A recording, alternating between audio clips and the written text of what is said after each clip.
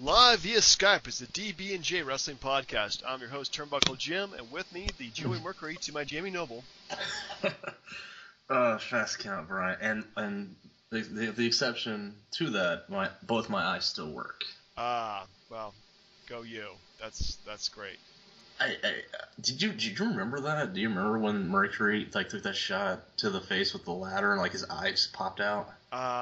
No, but now I got to go back and watch that. It was I think it was 2000, December 2006, Armageddon. I want to say it was a tag match with Eminem, and I think it was the Hardys, or it was a fatal 4-way tag team match, and his eye just got knocked out. Oh, no. Thanks for grossing me out there. Anyway, folks, we got a pretty full show for you. We're going to give our thoughts on Monday Night Raw from this past week, then dive into our predictions for SummerSlam Survivor Series. Too many S's in the pay-per-view name. And then do a retrospective pay-per-view this week, Survivor Series 1990, my choice. And then we're going to do our Fantasy Survivor Series match. Yeah, I'm looking forward to this one, because I'm thinking it'll be interesting how it plays out for the fans at home. Yeah, well, this is going to be our Gookerless edition Survivor Series 1990. And I'm looking forward to it. Let's go ahead and get started. Yeah. So I gotta admit that this is actually the first Raw I skipped the ending to. Pretty much because I'm freaking tired from going to work and making a paycheck every week. So I pretty much saw Bella versus Bella match and just so you know what, I'll catch up on it tomorrow. Went back and saw the ending to it. I liked the ending. It's still cool because they kept on throwing in some new surprises with Eric Rowan joined John Cena's team. I mean, what the hell? Yeah. Did not see that coming at all. Well, the circumstances around him joining were a little weird. Yeah, honestly, he was going for kind of a rapist kind of gimmick there for, tonight and the last few weeks. So it's been a little bit bizarre. I mean, hey, I guess being a rapist is cool if you're a good guy now, right? I guess so if you're in a horror film and you're the bad guy. Anyway, let's talk about Rape the Best. Rest in peace, Katie Vick. But overall, I like the Raw. From what I saw, I think the wrestling was pretty good. New Intercontinental Champion. I mean, who would have thought Luke Harper was the first one in that group to win a belt out of him and Bray Wyatt and Eric Rowan. I didn't expect that coming. Man, again, it's just like with Rusev. You just hotshot the belt up, building up a feud, Yeah, well, that is true. But again, didn't expect him to win it. I can imagine that there's going to be a feud afterwards, probably to get the belt back, maybe. So I think a Ziggler Harper feud would be pretty cool. Yeah, it'll be cool just as long as Harper keeps the belt, because the way he won with everybody and their mother interfering, kind of cheapens the win. Yeah, it does really cheapen the win. Doesn't help him out too much, except saying he's the Intercontinental Champion, which is just kind of weird. Considering he dresses like a freaking what's the word I'm looking for here? Like a dirty mechanic. Yeah, he dresses like a dirty mechanic, and wrestles like a dirty mechanic too. So now, is Sheamus legitimately hurt? Why take him out of the match for Rowan?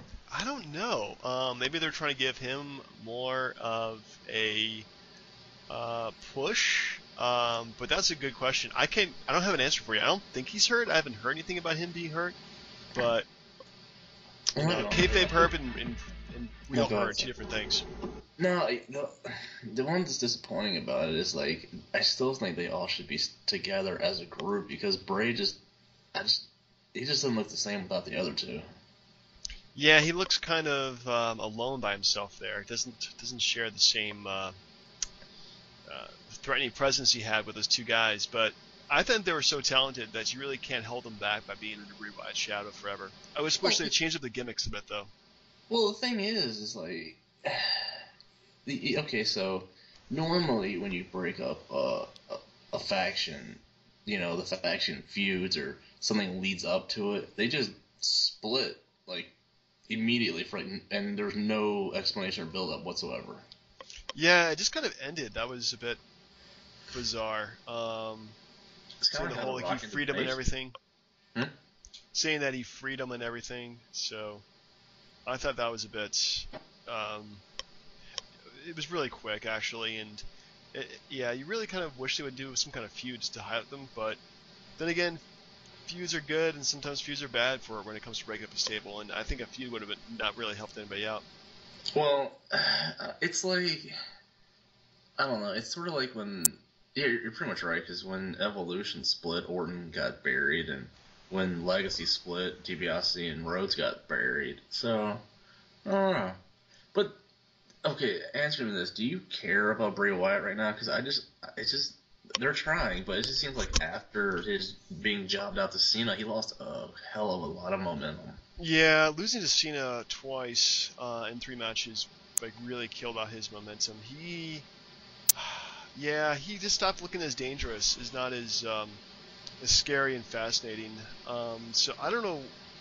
Yeah, what can really bring him back except maybe at some point turn him face for some reason. But yeah, he when he came out and first debuted, he was freaking like creepy and scary, and he's lost a lot of that.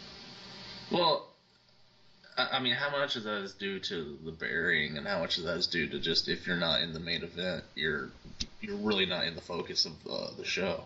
A little bit of column A, a little bit of column B. I think it's mostly the burying. I And think would they like helped to him out. remind. So I don't think that did him any favors. Um, so it's hard to say.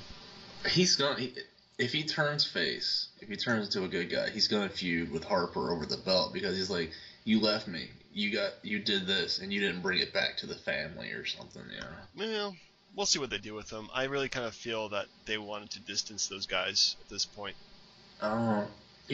So we forgot to mention that Raw was in Roanoke. It was in Roanoke, my college town. Yeah, my hometown, the old stomping grounds, home of the commish. But Did it bring you back any special memories? Man, I never went to a Raw there. Like, I never considered it a Raw town. Like, it just never seemed like it was never big enough. Like Richmond would get Raw, like Norfolk would get Raw, DC, but Roanoke would always get SmackDowns. Yeah. This is the first time I heard them getting a Raw like TV like live show like that. Was it the Civic Center? Is where they had it at? Yeah. Okay. Which is, I've been there for a Thunder, regrettably. Yeah. We're talking about like WCW post-mortem era. It was so bad. But if you paid for the ticket, that's embarrassing. What was that? Did you pay for the ticket? I think I paid like $4 or $5 or something ridiculous like that. It was very, very cheap. It wasn't. Yeah, it was definitely not money that I really minded losing, I guess I should say. True, just on lottery tickets. But yeah. Anyway, so yeah, it's not the biggest arena, but again, yeah, for having a Raw at, it is kind of an odd place.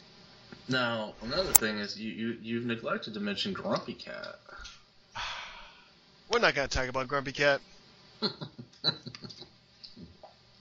If anything that the Grumpy Cat was good for is that Grumpy Cat pretty much like is the only unfiltered like, because it's like freaking cat, okay? We're talking about a goddamn cat, and he was like so disinterested in what was going on. I think either they doped him so that way he won't be like running around the place or something like that, or what. But he just didn't seem to be into the show at all. So the less said about that, the better. Though. Yeah, again, I still would have wanted Orton to RKO the Grumpy Cat out of nowhere. Out of nowhere! That would have been amazing. So anyway, you watched Raw. What would you give it in terms of letter grade? I don't know. Like, there's one other thing I just want to ask you about. I'm sorry to drag this on. There's one other thing I want to ask you about. Do you think there's too much authority? Yeah, I think that they really need to kill the authority. Just get rid of the authority. They're doing it in a big style. They're having a big old match at Survivor Series for all the marbles. So I'm glad that they're probably going to get rid of it. Whatever happens in the wake is going to be interesting. I don't know if they're going to go back to another big authority figure, like a Teddy Long, or McFoley was commissioner for a while, or see what they're going to do. Hopefully they don't do like a friggin' guest host every week, because that was retarded, and that was one of the reasons I stopped watching in 2009. Well, the thing is, ever since the Mr. McMahon character, they always made it seem like you have to have somebody in charge of the show. You don't. Just wrestle and build storylines. You don't need a figurehead. Well, if you remember back in the day, and this is way back before Mr. McMahon, they had President Jack Tunney. Yeah. Just somebody said, like, okay, this is the main event, and this is the reason why. They just need to have somebody in charge just for a storyline. But yeah, you don't need to have them in like every single match or involved in every single feud. And it's just like the thing is, the show is 3 hours, so I get it. They have to like fill the time for the advertising dollars, but they just draw out their interviews and their promos, and it's just, oh god, it's so boring. Yeah, it is really, really boring. I give you that. A 3-hour show is really hard to do. Like honestly, and I know they won't do it because they're not making enough money, but just go back to one show. If it's Raw and it's 3 hours, great. But you don't need 6, 7, 8, 9 hours of weekly wrestling. It's just killing it. But that's another thing. Yeah. As far as the show itself, I don't know. I give it a C. Really? Minus. It's the same crap every week. Yeah, it does feel kind of repetitive. I'm glad they're finally bringing it down. I would actually give it a B minus, because there was actually some good wrestling. Ryback had a good match against Cesaro. And I thought that the Sheamus Big Show match was decent for what it was. And the opening match, Ziggler versus Luke Harper, was good. So I think a B minus. Biggest attraction was it just feels like, they're just drawing this damn thing out too freaking much. Oh, yeah, speaking of that, so Stephanie comes out and tells Big Show and Sheamus that the winner of their match gets a title shot? Yeah. What was that? Like, when? Like, because isn't Cena the #1 contender? They get a title shot, I guess, imagine after John Cena gets his. But no, they're not. It ended in technically a no contest, so they're not going to do it anyway. You know what they should have done? The finger poke of doom. That would have been the ultimate, like, F you to the authorities. Just like finger poke, pin, no one gets hurt. Yeah. Ridiculous. Shenanigans. Shenanigans. Anyway, but I wasn't that impressed. Hopefully Survivor Series will be better. Hopefully it'll be good, because then they're giving it pretty much on free TV. So let's go with our predictions. Ooh. And of course the main event, I'm assuming, will be Team Cena versus Team Authority. So apparently we have another. Let's call a few matches. Probably the order they'll happen. Oh my god. So we only have 5 matches announced for it. Yeah, that's pretty bad. Yeah. So I'm gonna go with opening match is probably going to be Goldust and Stardust versus the Usos versus Los Matadors versus the Miz and Damien Mizdow. The Miz's. Oh yeah. The Miz's win. Ooh, that's a bold prediction. Any reason why? They're the most over right now. Like, no offense to the Usos, but they've jobbed them out. They're kind of done. And they haven't really focused on the Rhodes brothers, so like who cares about the Cosmic Key? Like it's the Miz Mizdow are the popular like hot ticket right now. Yeah, I'm gonna go with them too. They're just too damn hot right now not to give them the tag team titles. They'll probably defend for a while, split, and then we'll stop caring about them. Yes. So apparently we're also gonna have a Divas Survivor Series match, which is gonna be Team Fox. Alicia Fox, Emma, Naomi, and Natalya versus Team Paige of Paige, Cameron, Layla, and Summer Rae. I had no idea this match was going on. They don't. If they build it up, they don't put it on Hulu. This might be something they announced for SmackDown, maybe. I don't know. That's bad. They announced it today at WWE.com. That's why. Yeah, great. A Survivor Series match with no build up. Woo! Come on, man. Team Paige or Team Fox? Oh man. Crap. Paige. Ooh, okay. Well, you're going to go with Paige. I'm actually going to go with Team Fox because Divas face teams usually win. Well, but they're both heels. They're just like catfighting each other, aren't they? No, there's some faces on Team Fox, so I'm thinking that maybe Alicia Fox had a face turn at some point. I don't know. Divas come on, I turn the channel. I just think Paige. Well, not Paige is on. She's fantastic. But no, like if we love Paige. No, but she needs the win because imagine she's going to be feuding for the title again. I imagine. Well, that could happen. We'll have to see. By the way, do you watch NXT? No. Start watching NXT. Oh man, like It's so hard between Raw and SmackDown and It's main only event. 1 hour long. It's fine. Oh, jeez. All right, all right. Just watch it. Just watch it, man. I'm so behind though. I don't It's know. okay. It's wrestling, man. Just watch it and absorb it, and then watch it next week. Sami Zayn or something. Sami Zayn is the goddamn future of this company, man. You shut your mouth. Speaking of the future of the company, we have our next match, which will be Dean Ambrose versus Bray Wyatt. Mm. Well, crap. Bray Wyatt. Wyatt, okay. Well, it's not like these guys aren't in the main event. There's no real other way there's no direction for them. So this feud's going to continue. So the heel needs to win. Otherwise, if Ambrose wins, who cares? I'm gonna go with Ambrose. What you think? You think it's a one and done? I think it's one and done. I think Ambrose wins. He gets that push. If they were really smart, which they're probably not, they would honestly do Shield versus Shield versus Shield for the main event at WrestleMania. If they were smart. Well, the reason I think it's going to continue is because next month is TLC. Ooh, that would be good venue for both of them too. You Yeah. know, I'm gonna go with Ambrose just to be different than you. Fair enough. There's no logic behind me. So next up we have our championship match, AJ Lee versus Nikki Bella. So essentially we have CM Punk's girl versus John Cena's girl. Yeah. Oh, and keep in mind, all the logic I use never works. No, wrestling logic does not work at all. I am terrible at picking these matches, apparently. No, Nikki Bella. Okay. Any particular reason why you're going for Nikki Bella? Because her sister's going to interfere, and this whole thing's going to be a rouge, and they're actually in cahoots together. Oh my God, they're in cahoots! Yeah. Well, in that case, then I'm going to go with AJ Lee. Nothing can stop her from winning the title. I don't know. I just get the feeling that this whole thing has just been a big, F you to everybody. Actually, the WWE has just been one big F you to your bank account. But yeah, I mean, if AJ wins, God bless her. I just think the Bellas are just in it together. All right, well, we have them to our main event then, which is Team Cena of John Cena, Dolph Ziggler, Big Show, Eric Rowan, and Ryback versus Team Authority, which is Seth Rollins, Kane, Mark Henry, Rusev, and Luke Harper. Okay. Here's how I think we should do this. Bonus point if you correctly guess the first one eliminated. Okay, let's go with first one eliminated and the last one eliminated if we pick that. That's okay. That is easy.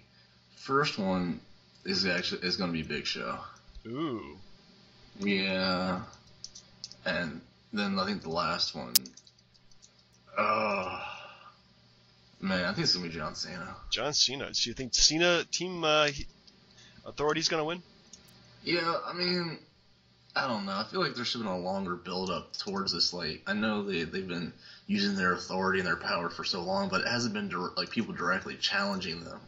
Like it hasn't been that way since Daniel Bryan. So I still feel like it needed a more of a build up to it. Again, what's going to happen once the authority's gone? Like, there's so much uncertainty. There isn't much uncertainty. But I'll keep you watching TV. So I'm going to go first one eliminated, Mark Henry. That's a good choice. Yep. And last one eliminated, Seth Rollins. So, you think, first off, I'm a little disappointed that neither of us picked Kane. He would have been my second choice for first one eliminated. So you think Cena's going to win? Well, who's going to be the one that... Obviously, is Cena going to be the lone survivor? No. I really think they're going to... the way it's going to go down, this is the way that I'm calling it. I'm probably totally wrong. First eliminated, Mark Henry. Yeah. Then John Cena gets eliminated right after that. Big shocker. Sole Survivor, I'm probably going to say... I mean, Big Show I think is just too big for a match. It's going to be...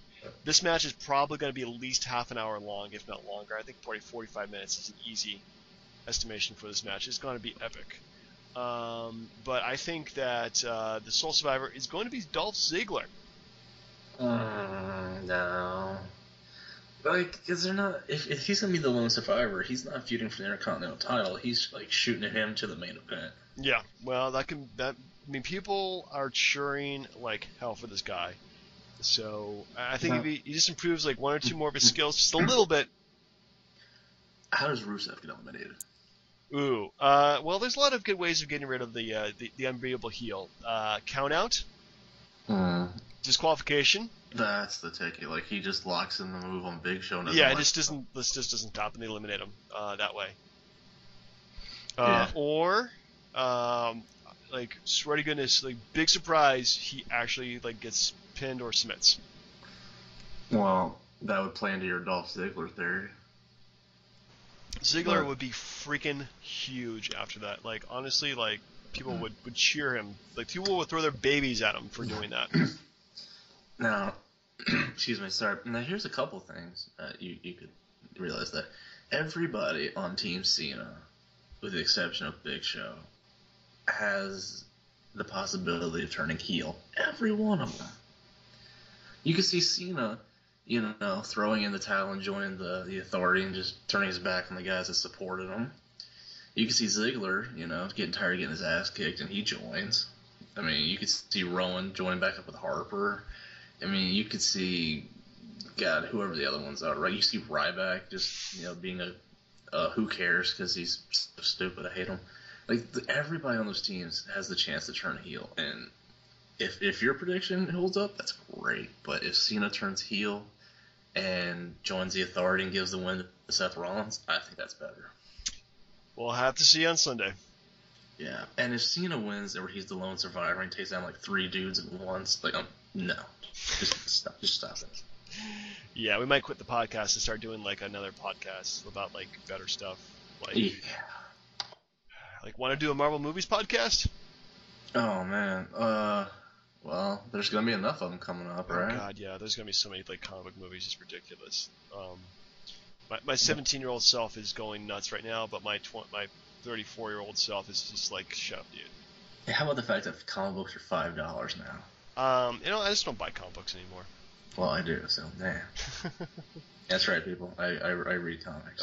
Is Spider-Man still Doc Octopus, or is it the No, way it's around? actually Peter Parker again. Holy crap! They finally went back. Is Thor now like a woman? It's a long story. Not worth. I'll explain another time. Is Captain America black now? He is, and Thor's a woman. Oh, good. Yeah, about the time we moved on. Anyway, Survivor Series 1990.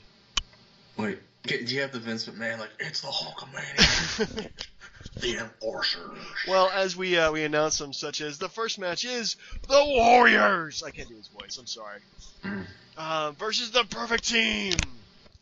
Oh man, I just can't do his voice for some reason. I thought I could, but I just can't. But anyway, I guess It's the gobbledygooker. Man, that's a great show. Anyway, so ready to do Survivor Series 1990?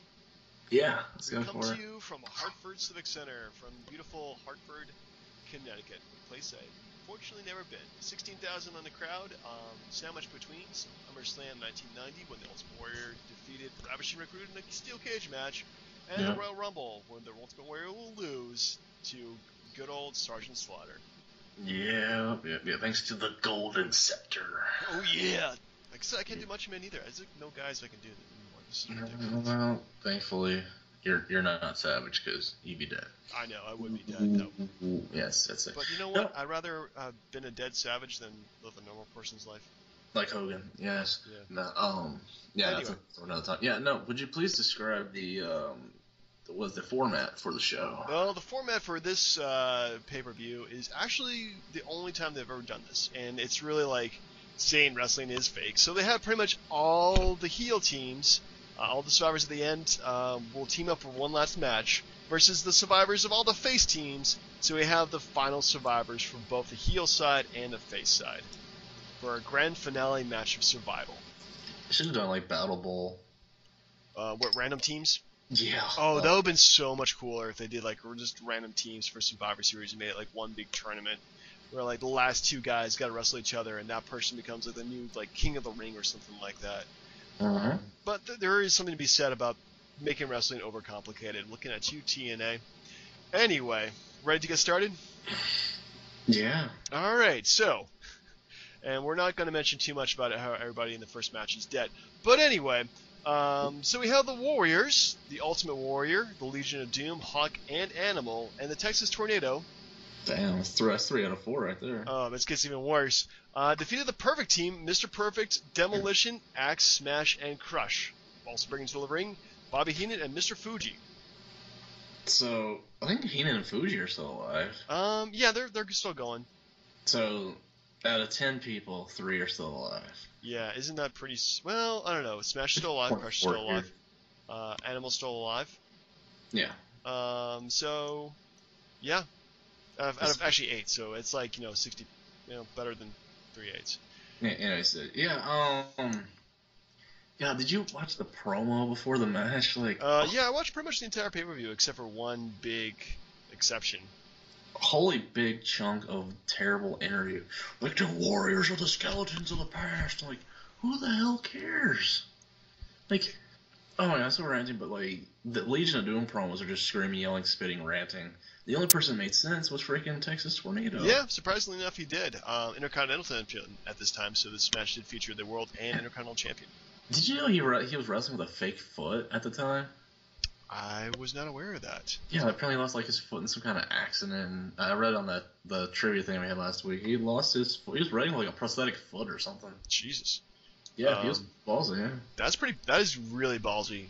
Wrestling with a fake foot. Looking at you, Zach McGowan. But then again, if your finisher is you put the claw on somebody's head, you're not working that hard. No, that's true. I mean, as far as the match goes, like it was pretty entertaining for what it was. Again, I was such a Warrior fan as a kid, but his moveset makes John Cena look like Bret Hart. Yeah, he's got like this simplistic moveset, like of any moveset. But yeah, I like this match overall. I thought it was pretty good. Pretty good energy to it. Nothing too slow. So overall, pretty decent show opener. Yeah, I just it's a shame because Mr. Perfect just like sold the crap out of everything. He looked great. I mean, you punch him and you fly like 20 feet. Yes, which I think is the inspiration for Shawn Michaels in the Hulk Hogan match. Yeah. Yeah. Anyway, so next up we come to our second match with the $1 Million team of Ted DiBiase, The Undertaker, debuting in this match, by the way. Yes. Rhythm and Blues, Tongue Man and Elvis impersonator Greg Valentine, with Virgil, Jimmy Hart, and Brother Love, defeated the Dream Team of Dusty Rhodes, Coco Beware, and the Hart Foundation, Bret Hart and Jim the Anvil Neidhart. How about that? Everyone in that match is alive. Yeah, I think Coco Beware is still with us. Undertaker, Ted DiBiase, yeah, everybody's still with us. Good. Man, like, I didn't expect this match to be the one that you would debut a guy like The Undertaker, just because, I mean, the feud was based around DiBiase and Rhodes, and then they built up the whole thing about Bret Hart and his brother dying the day before, and he still wrestled the pay-per-view, which is freaking insane to me, but, like, and The Undertaker just goes out there and just destroys Coco and Neidhart, and then gets disqualified. Yeah, Undertaker's debut was kind of weird to put him in this, but then again, might as well gives people some kind of surprise, and it's cool because from day one they were the announcers were selling him like he was freaking unbeatable, so he looked like $1 million. He was a ham hock, according to Piper. Oh, that was one thing I did not like about his pay-per-view. If we may diverge for a second, Roddy Piper just sucks as a commentator. Yeah, he's not good at all in this. He supports the troops. He did support the troops. Even though he's from Canada. Piper? I think he's Canadian, isn't he? I thought he was from Scotland. No, he was from Portland. He was from Oregon. I don't know. Where is he born? I gotta look this up now. Anyway, I like this match though. I thought it was pretty good. Definitely a lot of quick eliminations. So the ending with Ted DiBiase versus Bret Hart. Yeah, that was actually the best part because they built it up because everyone. I think they filled everyone in about Bret's brother dying, so like he got the sympathetic like support, and then just DiBiase just was like pulled out the win at the end. It was really good ending to the match. It was a really good ending. I thought it was pretty good. Definitely loved. The $1 Million Man really was the guy you loved to hate at this point, and he was just so good at it. Well, and one of the things that kind of got me is like I think before the match they hyped up his title match against the Warrior the next night on the main event or something. Yeah. So there was no way he was going to get eliminated in that match and then go fight Warrior for the title the next night. No way. Anyway, so quick thought. Roddy Piper was born Canadian, but now lives in Oregon. Oh dang! Well, that helps. That helps. Actually, that helps a lot for later on. Yeah. Well, he definitely supports Canadian troops who had a commitment to Desert Storm. I support Canadian troops. I definitely support the Canadian troops. You know, the Canadians are probably the most underrated force ever in pretty much, modern warfare. They definitely brought it during World War II, served during Desert Storm, probably served during the Korean War too. Let me just put it this way: when I was still at Bragg, I had to work with a lot of Canadian soldiers. So let me just say they have some pretty good-looking female soldiers. Oh my goodness, yeah. Any women in uniform is looking pretty good, actually. Well, no, I thought they love Americans, and because the Canadian guys don't pay attention to them. Keep that in mind. You find a Canadian female soldier, you talk to them. I'll keep that in mind every time I meet a Canadian soldier. You will not strike out. I'm just saying. Yeah. Definitely keep that in mind. So Roddy Piper, huh? Yep, good old Roddy Piper. And so Canadians, they brought some troops to the Gulf War. I don't know the exact numbers. Anyway, moving on. So we have the team of the Visionaries: Rick Martel, the Warlord, and Power and Glory. Hercules and Paul Roma, definitely not Power or Glory, but still. With the Slickster, defeated the team of the Vipers: Jake Roberts, Jimmy Snuka, and the Rockers: Shawn Michaels and Marty Jannetty. How about the fact that they had just a regular, normal, relaxed promo in the shower? That was really creepy. Especially Snuka behind them, he had that look like if the camera wasn't on, it'd be on. Yeah. But good God, if any heel team should have made it, it was not these guys. No, surprising enough, these guys actually, the Visionaries, all survived to the very end, making them the only team to have more than one survivor, and the team pretty much in I think of any Survivor Series who survived completely. But they suck. Like Hercules and Roma are terrible. Yeah, they're pretty much. Well, we'll find out why Team Jobber won here. But yeah, Jake Roberts, Jimmy Snuka. Jake Roberts obviously a disadvantage. He had one contact on, so he had the glassy eye. Jimmy Snuka, well past his prime. The Rockers, well, you breathe on them sometimes, they'll take them out. Yeah, no, I feel like Jake Roberts got the bad end of that deal. Yeah, but still, I'm sorry, wasn't much to speak of in the match because it's a bunch of big stiffs. So it's pretty much just Jake and Martel and Shawn Michaels and Jannetty just selling and doing all the hard work. And it was a good match, but there's just those dudes suck. What was the deal with the Warlords get up with the Phantom of the Opera thing, the stupid W on a wand or something? Yeah, he looked really weird doing it. He looked like a freaking million. He looked freaking jacked doing that. But yeah, for a big guy who looks like he can kill you, he really got jobbed out quite a bit. Warlord, I think this was Scott Steiner's hero. I was like, I want to look just like Warlord. But with bleach blonde hair and a bad goatee and chainmail, yeah. Ugh, so bad. So bad. Speaking of bad, we have our next match. And this Your favorite? Oh my goodness, this is pretty bad. The team of the Hulkamaniacs. Brother. Hulk Hogan. Mm-hmm. Jim Duggan. Hello. Big Boss Man. Yep. You got nothing for Big Boss Man? You'll be serving a hard time. There you go. And Tugboat. What was that thing like? I don't know. Did you ever hear go watch Royal Rumble 91 just for hit Tugboat's promo. He's like, I hope it's me and you at the end, Hogan. Hey-oh. He does like the freaking Tugboat noise. So bad. Yeah. I thought Popeye was gonna pop out and punch him in the face. Sorry, yes. Next up, we have defeated the Natural Disasters, the team of Earthquake, Aku, Dino Bravo, and the Barbarian. Yeah, there's so much power on that one team and just nothing. Yeah. So I really don't remember anything really special about this match. Hulk Hogan obviously was the sole survivor. Lastly, defeating.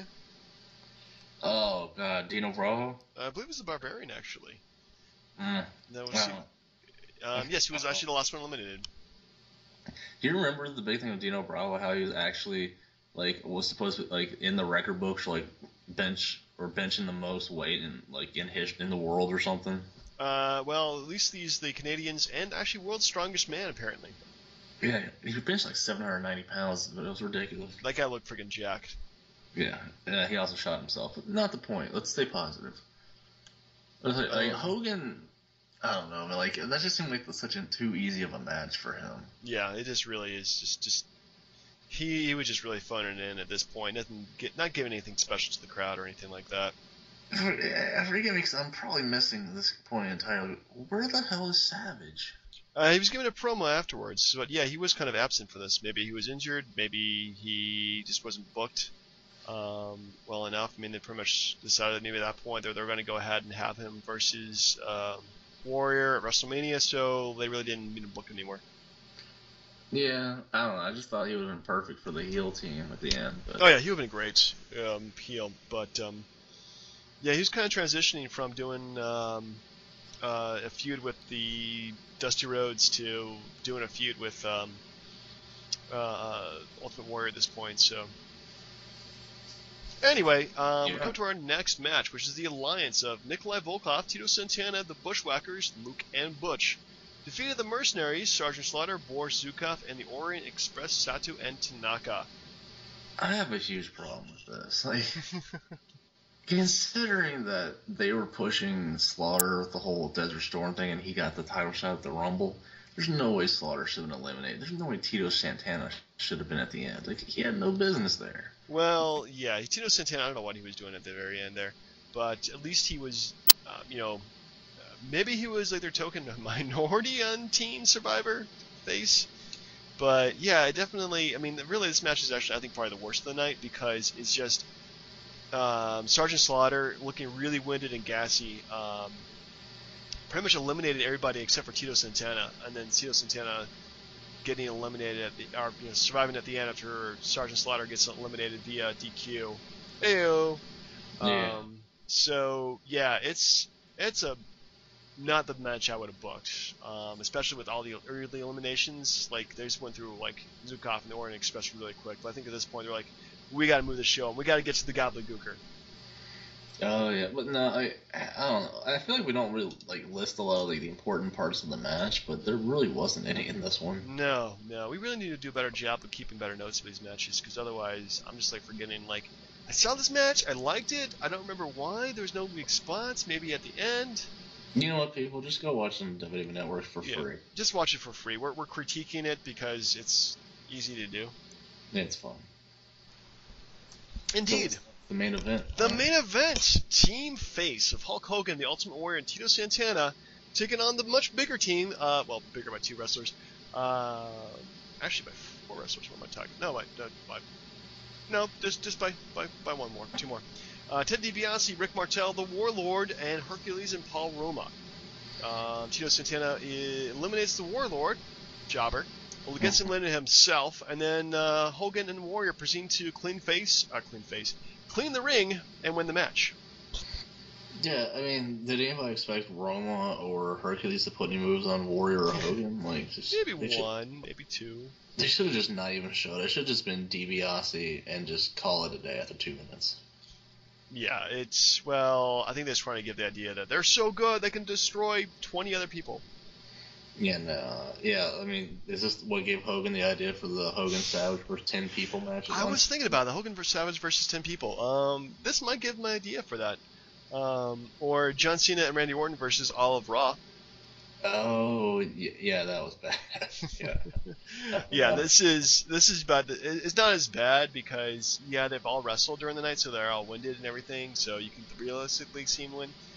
And one thing that does irk me about the old Survivor Series is that they would win on really crappy moves. Like you would body slam a guy and then you could pin him for 3. Yeah, it's like you didn't have to hit your finisher. Well, the whole concept of somebody hitting a finisher and then turning around and taking somebody else's finisher immediately, and then somebody else getting their finisher, and it's just come on. That was the attitude era for you, where pretty much everybody got every single finisher and stole their finishers and then did double finishers, and it was just too much finish. Yeah, that is definitely a overkill. Yeah. So overall, how would you rate this pay-per-view? I give it a G for the gobbledygooker. Oh god, we're not talking about them. They don't exist. Why not?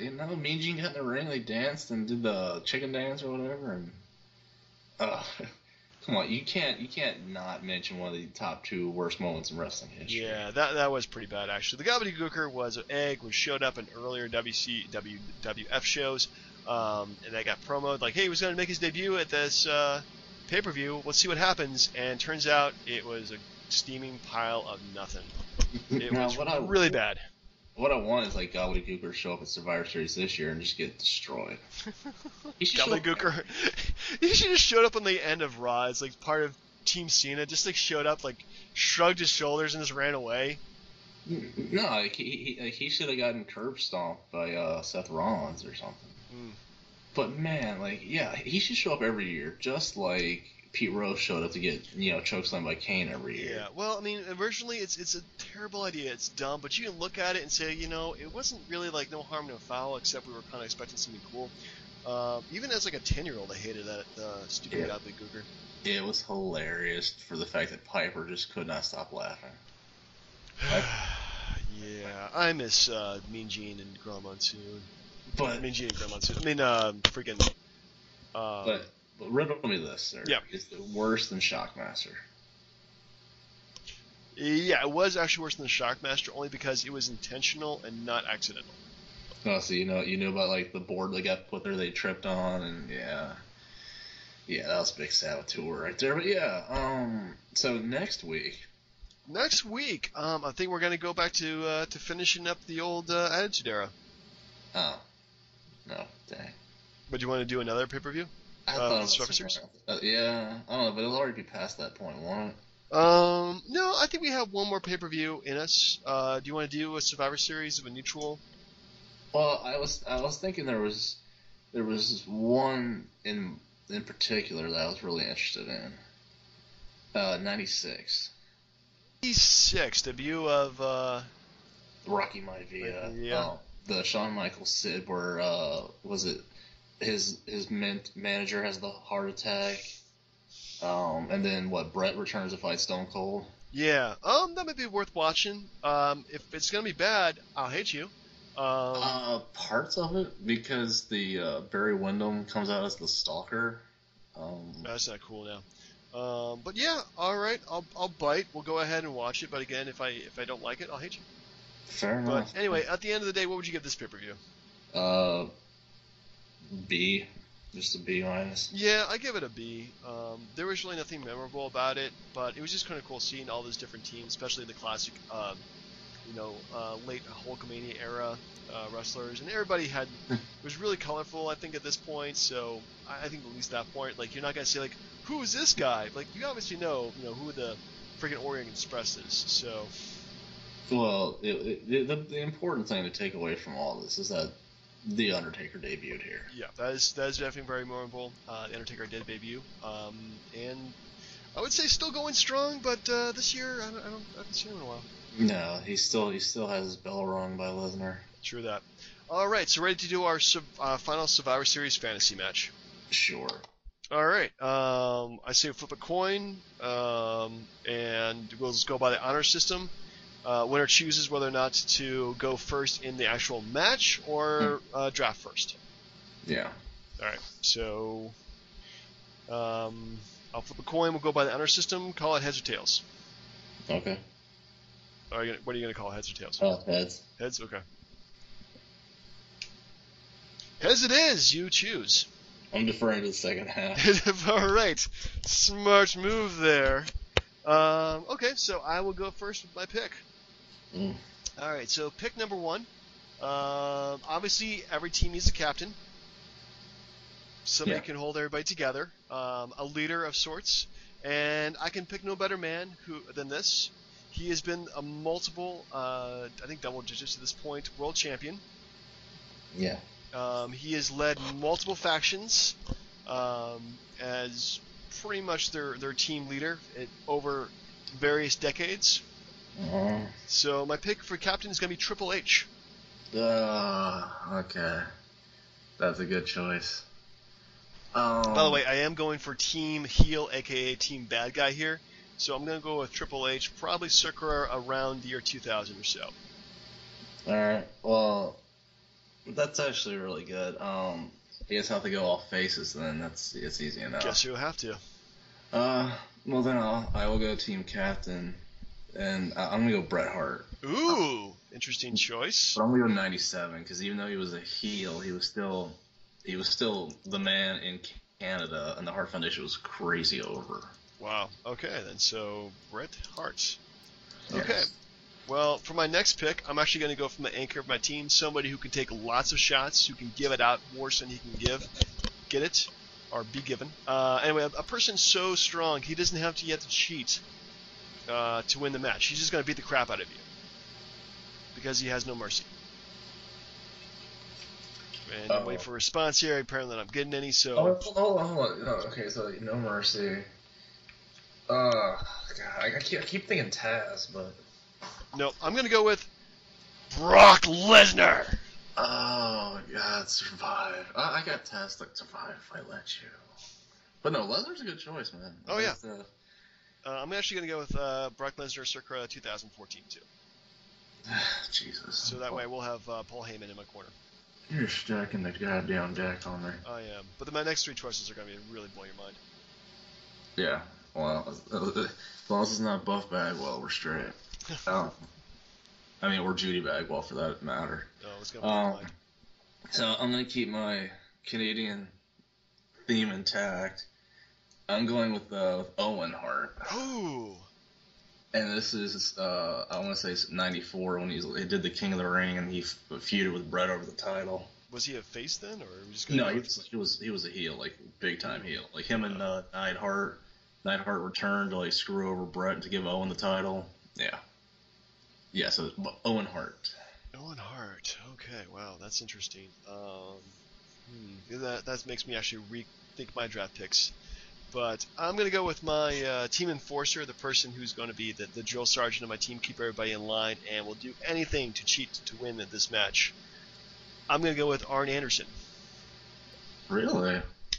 I mean, you don't think about it as an individual wrestler. He's okay, but put him part of a team, and he will make that team win no matter what. I thought you were going for cheat to win. You go Eddie Guerrero, but that's Arn Anderson is he's probably the most underrated guy ever. He is easily so underrated. He is the butt of Daniel Tosh's jokes now, but if you ever watch Tosh Point Out, like he just rides Arn Anderson any chance he gets.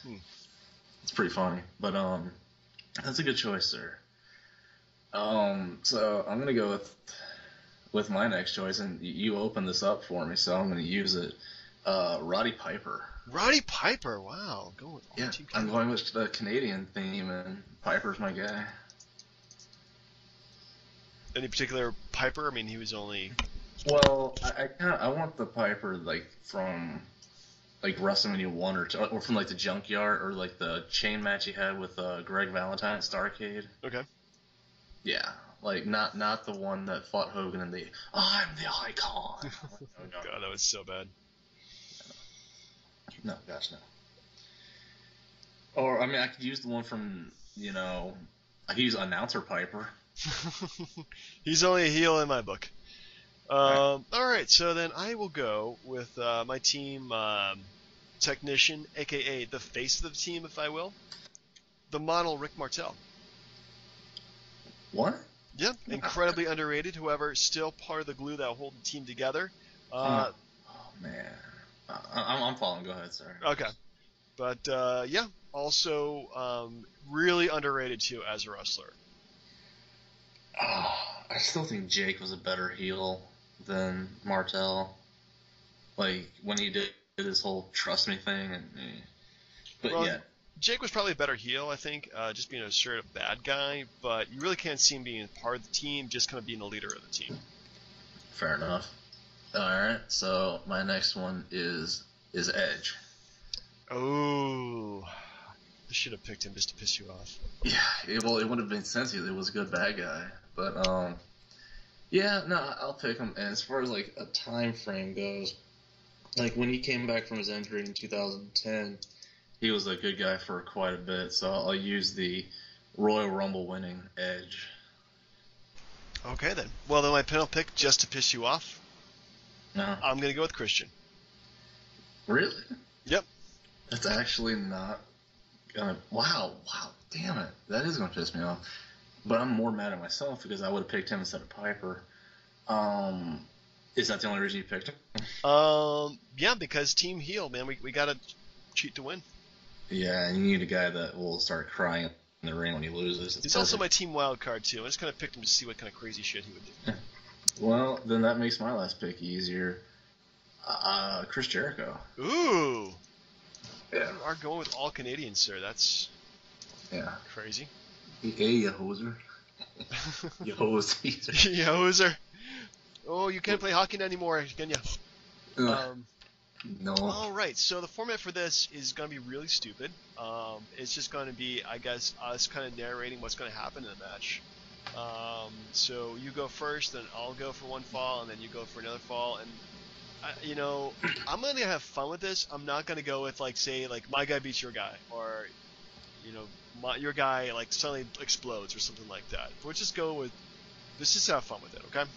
Well, one of the things that I'm a little surprised about, not really, I mean, it's the fact that you used a heel team. If John Cena had turned heel, he might have been picked. He was already heel when he first debuted, so... Well, yeah, but... Yeah, the rapper Cena doesn't matter. Yeah, the rapper... I love rapper Cena, man. That's garbage. No, so who starts? I believe we'll pick our two starting guys, and then you'll narrate from there. Jesus. Oh, man. Let's see. God. I'm pretty sure I'm going to get completely ringed on this one. But I'm going to put Owen in. Owen. Yeah, you got to start with, the smallest technical wrestler guy. Alright, well, I'm going to go with, Rick Martel. Really? Yeah. I thought you were going to go Lesnar and just pound my dude in a submission. You think I would, but no, go ahead. How would that play out? Oh, God. Well, it's tough because Martel is just he's actually a really good wrestler, so it's not one of those. He wasn't the heel that would just use dirty tactics or something. Plus, it's too early in the match for him to use his arrogance cologne on somebody. So, I mean, if anything, they just do one of those things where you wrestle and then you do a whole bunch of chain moves in a row and then you come up in a stalemate and everyone cheers their head off. Yeah, I can see that happening. That's how I think it. I don't think there's a pinfall just yet.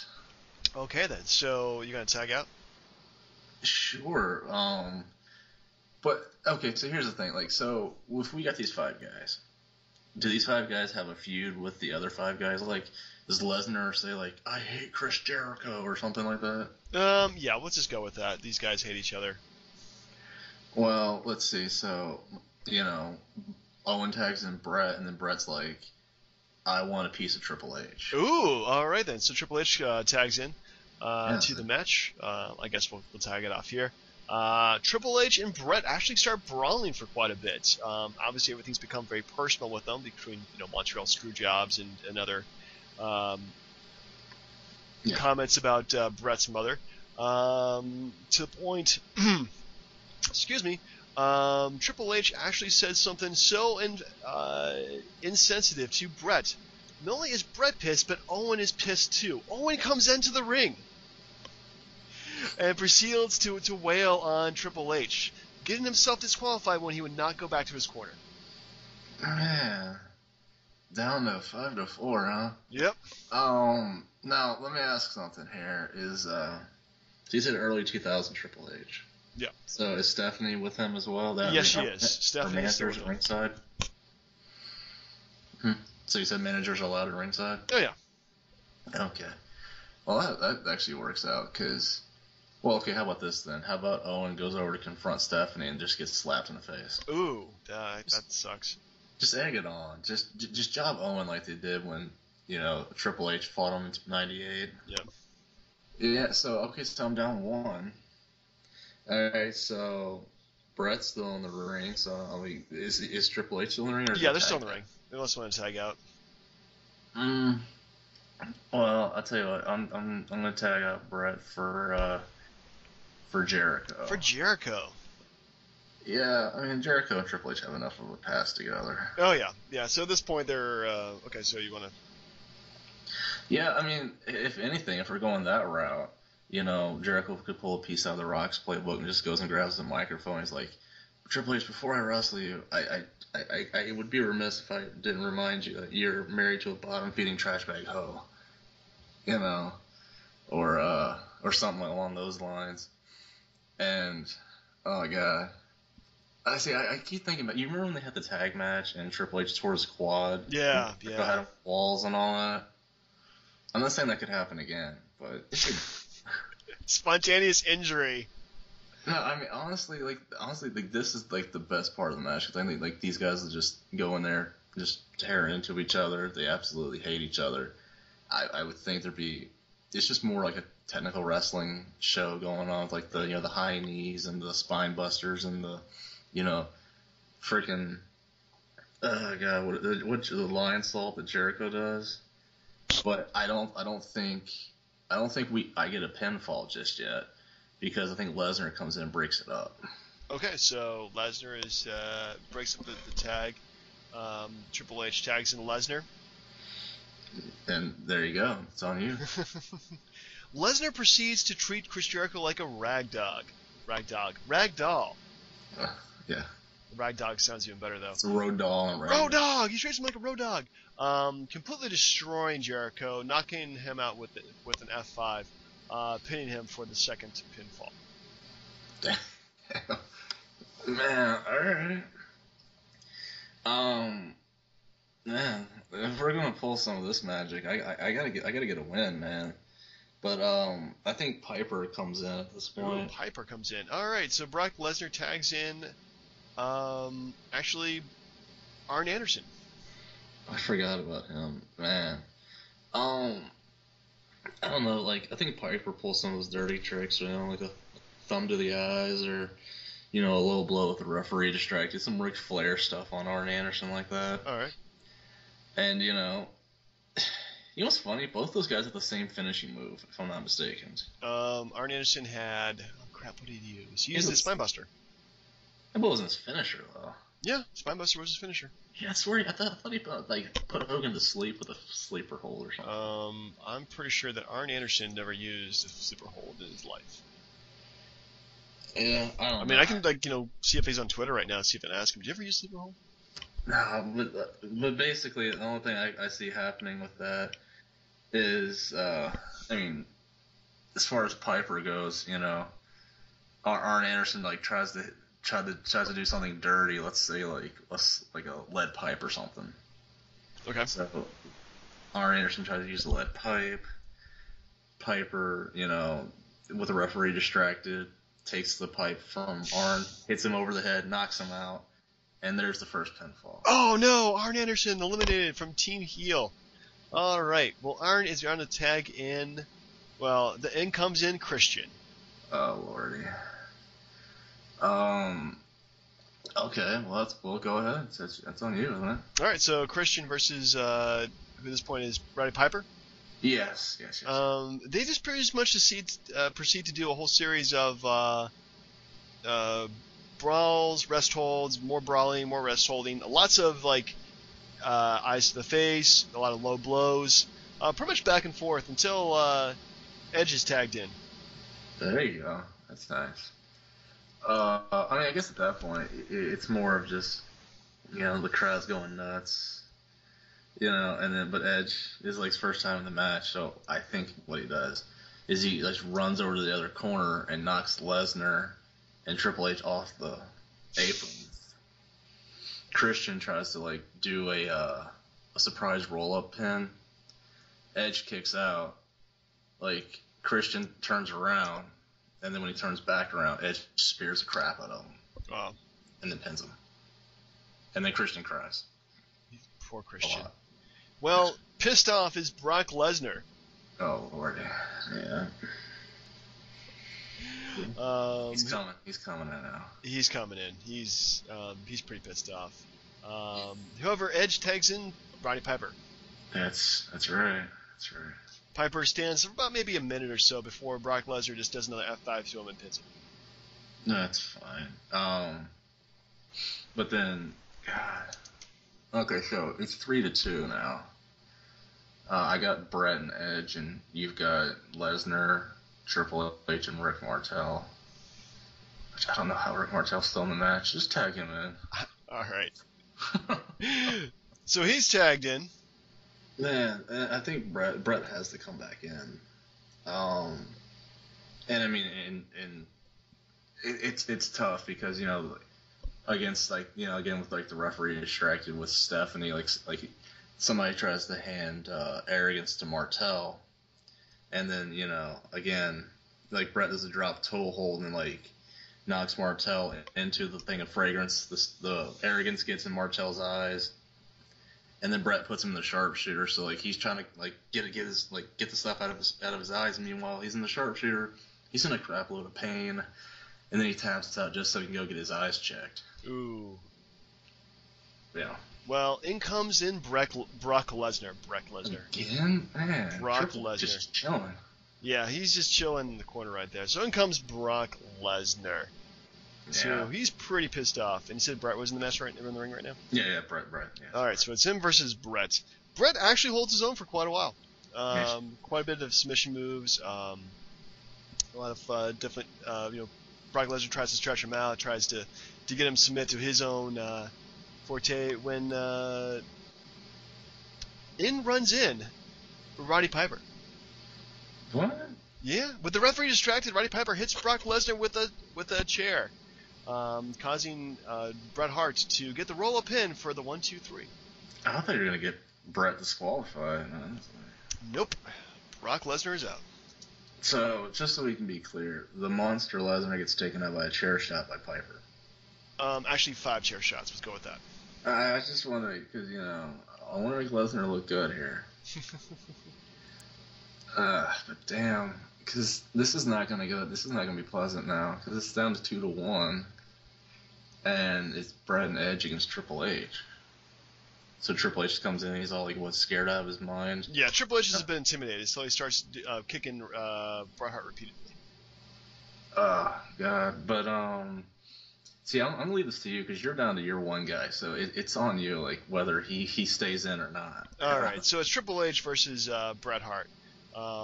Again, they start brawling. It's pretty ugly. Blood is spilled in the ring. Oh my goodness, both of them have bladed. Triple H finally gets a pedigree on Bret Hart, but Bret Hart kicks out against 2. He hits another pedigree. Bret Hart kicks again out on 2. Ooh, I know how this should end. All right, you narrate then. All right. So Bret gets Triple H in the sharpshooter, right? Right.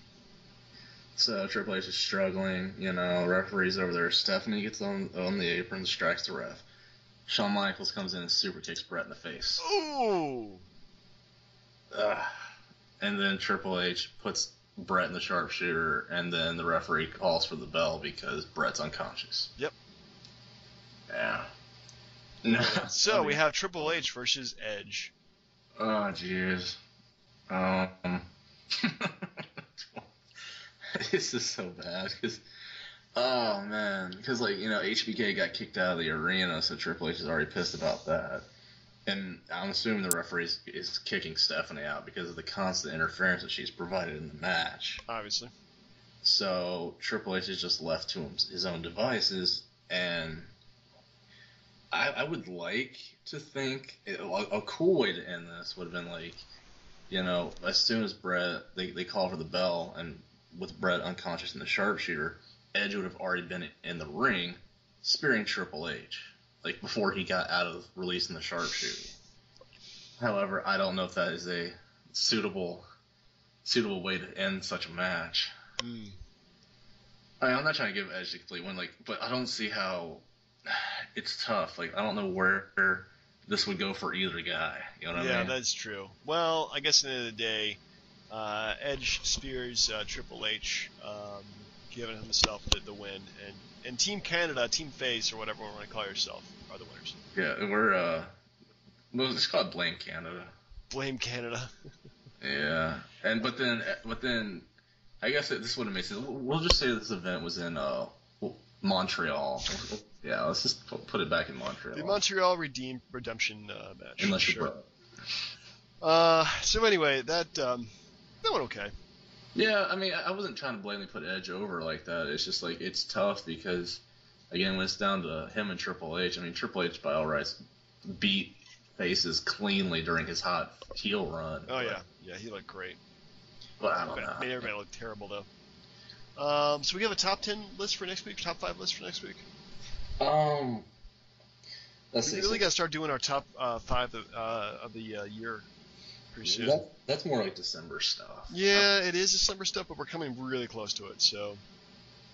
I think if December's supposed to be warm, fuzzy, positive stuff, we should just unleash all the anger and the. All right, one last top 5 top 5 things you hated about 2014. Oh yeah, definitely. All right. Just unleash the hate. Yeah, I'm gonna be yelling. It's just gonna happen. Yeah, definitely. All right. Well, good show. Yes. Okay. Well, for the DB&J Wrestling Podcast, I'm Turnbuckle Jim. Fast Count Brian. All right, folks. We'll see you next week. Yep.